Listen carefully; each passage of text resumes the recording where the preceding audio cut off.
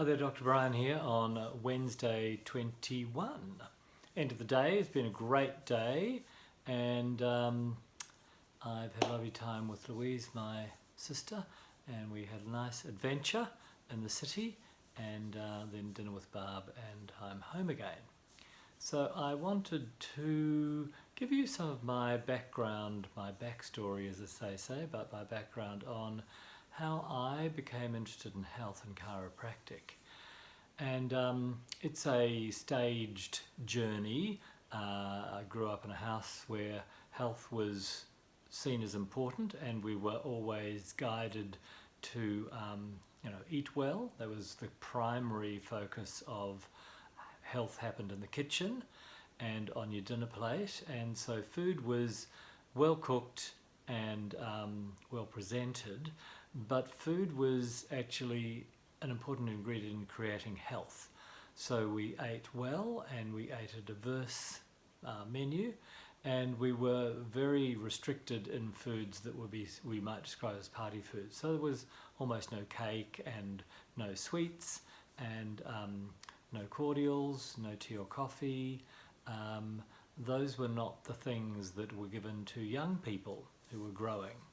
And in an era when there wasn't much other influence, pretty well what your parents said was the rule, because there was no other media telling you that other things were possible.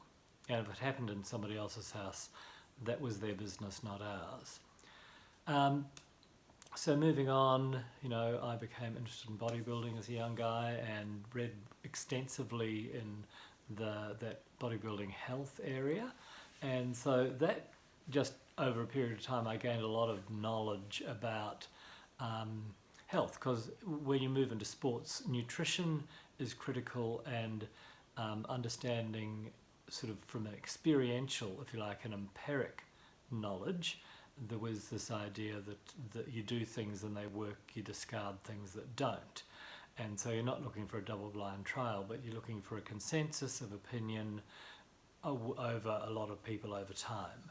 And so that gave me a certain knowledge base and interest, and a few different careers, massage, meeting a chiropractor, and being fascinated by how I felt after an adjustment. It was totally different after receiving a massage, which is a lovely sensory experience, and often when someone's got their elbow in your back, and it's exquisite pain because it's intense and all-encompassing in the moment of the trigger point release, but then it feels so good when it sort of releases. However, chiropractic didn't create that experience, but I'd get up and I'd feel lighter and looser, and quarter to 11. Lighter and looser, and my lower half felt really anchored into the ground and really steady, and you could say grounded in martial arts. And I could feel my weight really in my heels and sort of centered where it should be. And the upper part was supple and nice and comfortable. And, I just lay on a table with some postural pelvic correction. So very subtle and very low force. We know gravity is a significant force.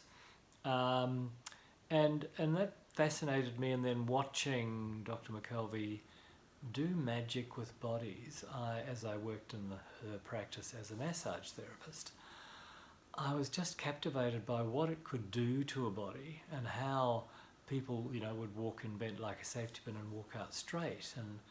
And so that accumulative experience, personal experience, and the observed experience, I actually wanted to be able to do what she could do. I wanted to be that person that could change someone's life by touching them at a deeper level than massage. So I did terrific work as a massage therapist, and it was very rewarding, and I had a great following, such that people changed their days off if my roster changed so they could still see me.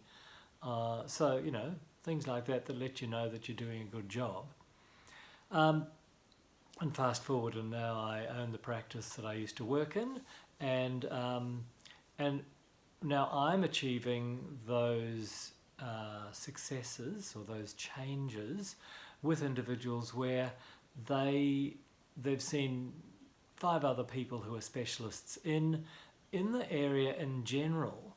So I'm just looking after a young woman at the moment, and she has had jaw issues for 10 years and has seen countless people and spent, several small cars worth of money to get a resolution, and it's not quite better.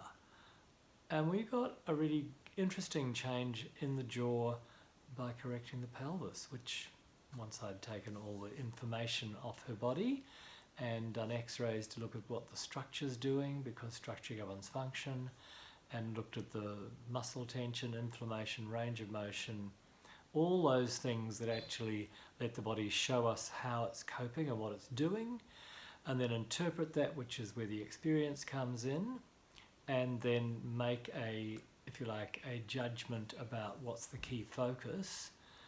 In a few weeks, she's now experiencing a jaw that's working better. There's still some pain, but it's working much better, and overall she's beginning to feel better.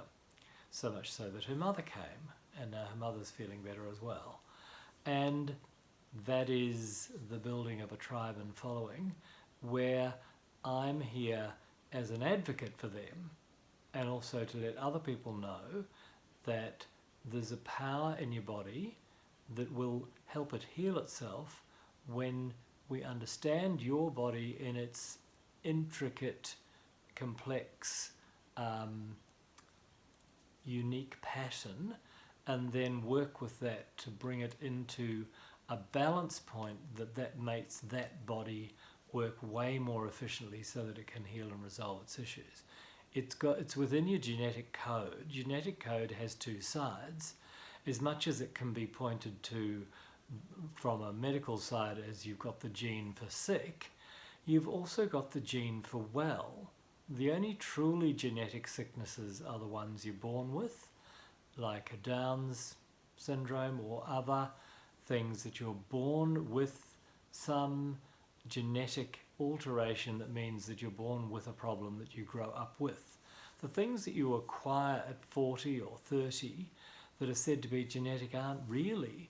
The body is using some genes that were previously latent because it's kind of not able to get you home on the correct default optimal settings. They're not working properly anymore because the body's trying to adapt around other imbalance or is trying to get you home. The body wants to survive, so it's doing whatever it can to achieve that. So doing great work and being the conduit for the body to heal itself is my job. That's what I do, and that's what makes me really excited, and that's what gives me the passion to want more people to find out what the body can do in the right frame of understanding. And when I hear people who are outside chiropractic but maybe in medicine being critical, it's pretty infuriating because it's not their area of expertise. They might be an expert in the body from where they stand, but they're not an expert in chiropractic, or they'd be one, any more than that specialist surgeon can talk eloquently about gastrointestinal balance or renal health. They'd quite happily say that's not my area. So what qualifies them to talk about an area that they haven't studied through its own paradigm? I don't know, but I guess it's good clickbait. It makes good TV and people like to watch. So, but I'm here to advocate for you as the individual who wants to feel good about your choices. If you're getting an outcome that's to your satisfaction, no one else has the right to tell you that you're wrong and what you're experiencing is invalid. That's actually unreasonable. It's an unethical also. Your results are your results, and if you're getting the results you want, then it's no one else's business. They can be busy giving great results to their own clients and not be worried about what people are achieving with other practitioners. So stand firm in your own choices because they're right for you, and if you think they're not correct, you should investigate other options. But if you feel they're right for you and they're working, stand firm in your choices, because it's your body and your choice. I'm going to say goodbye and give you a great evening. I look forward to speaking to you soon. All the best. Bye.